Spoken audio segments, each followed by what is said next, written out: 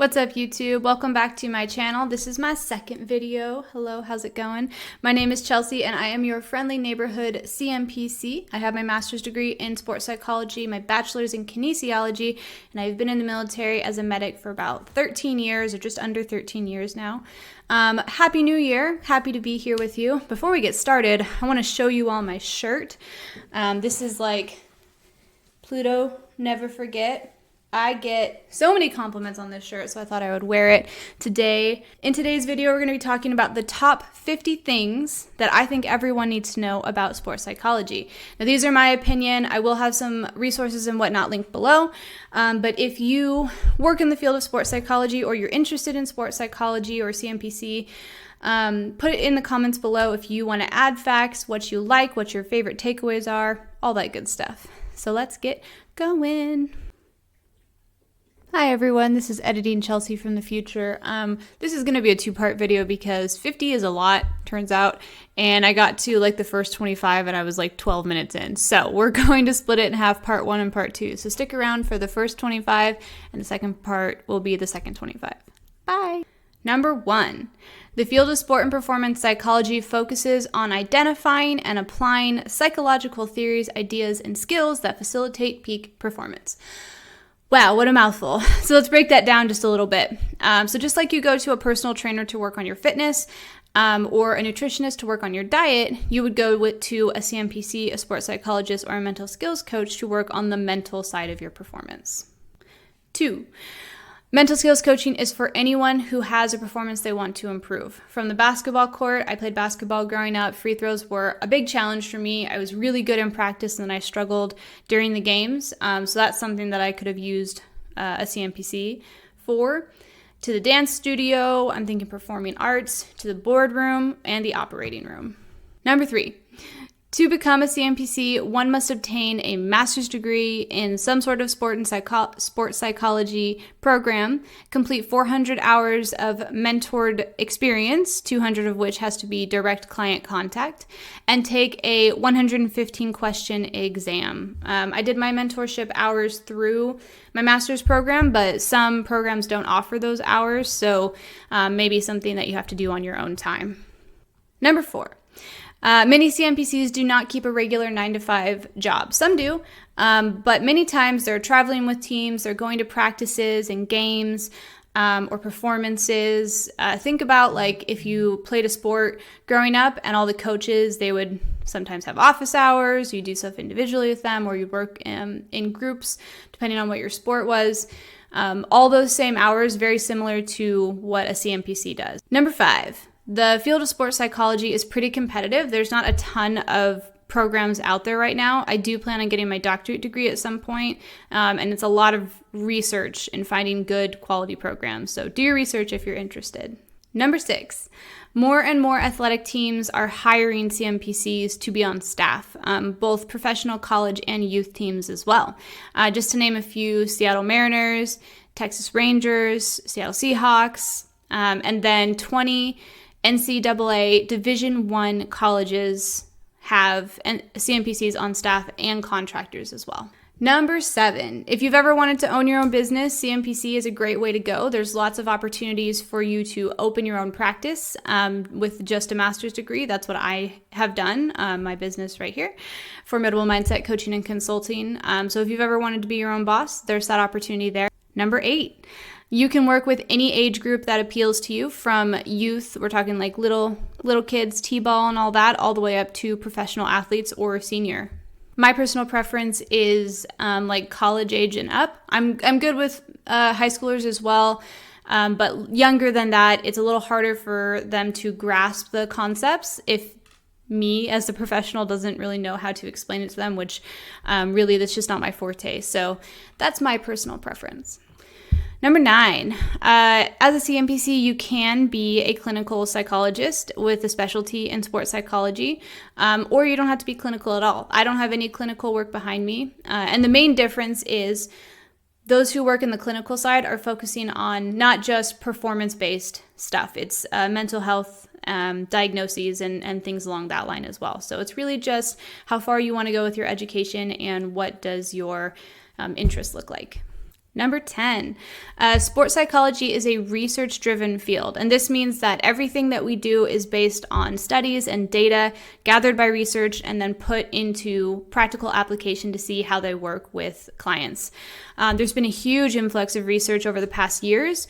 We do need more, and we do need more diverse research. In my personal opinion, we need to focus on not just athletics, not just youth and professional athletics. It needs to be more than that. There are so many fields that we can study in the world of sports psychology. So we're doing great, but we need to do better. 11. According to Google, there are 13 universities that offer sport and performance psychology degrees and courses. Number 12, and this is one of my favorites. I don't know if you know this. I didn't know this before I started studying the field. Confidence, focus, emotional management, things like that are all skills that can be improved if you practice them. As I mentioned before, I played basketball growing up, and I had coaches who were great coaches, don't get me wrong, but they would tell me things like, focus, you need to focus, or have some confidence in yourself. And me as the receiver would be like, what do you mean? I am focused. I'm here. I'm in the game. I have confidence. I just made a shot. Did you not see that? So it's easy to say those things. It's a lot harder to receive those things if you don't know that that's a skill that you can practice and work on. So there are lots of interventions that one can use to improve such skills.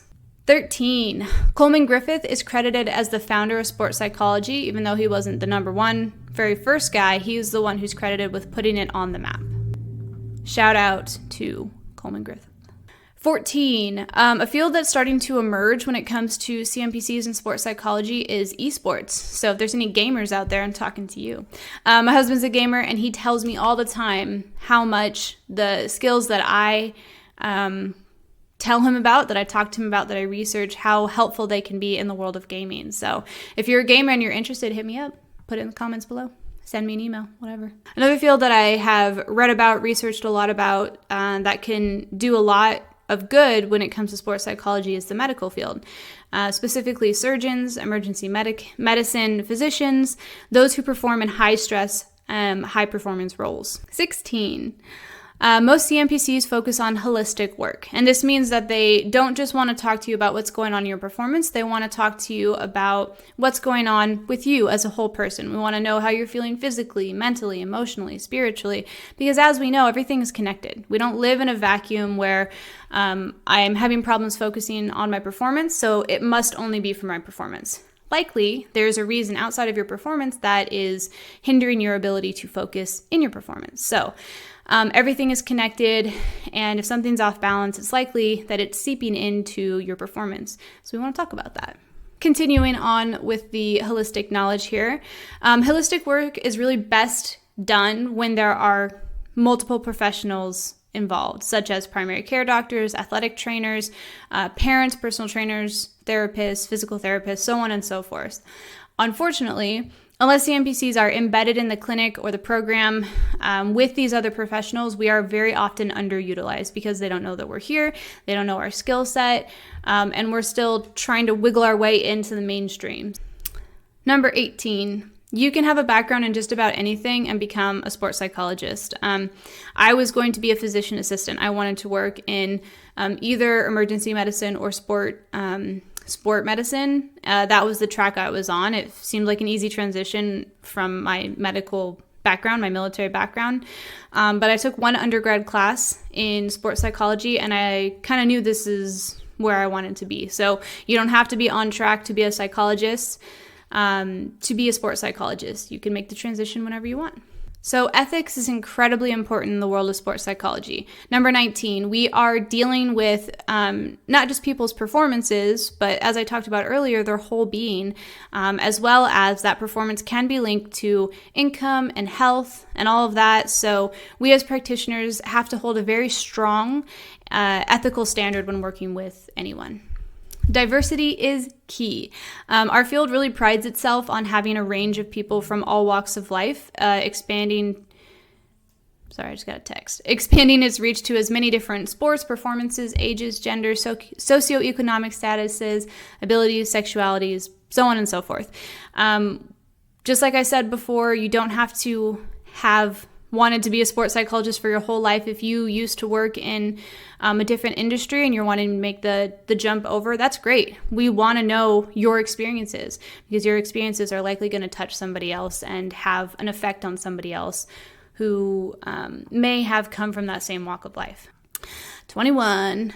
The military is the #1 employer of CMPCs and sports psychologists currently, which is wild to think about. I've been in for almost 13 years, and I've never heard of or worked with a sports psychologist in the military at all. But the Army and the Air Force are really leading the way when it comes to tactical populations working with CMPCs. And I am prior Air Force, currently Navy, so, you know, Army's a little bit for me, but I have to say, go Army, you're doing a great job. 22, there is definitely stigma surrounding the field of sports psychology, similar to stigma surrounding mental health. And there have been huge strides made in recent years to understand and accept that mental health, mental well-being is a big part of who we are. The best way to break down that stigma is to ask questions and do your research. 3. So you must be prepared for a lot of no's when first getting into the field of sports psychology. Because the field is pretty niche still, it is growing, but it's still fairly small. In your early years, you are likely to hear more no's than yeses.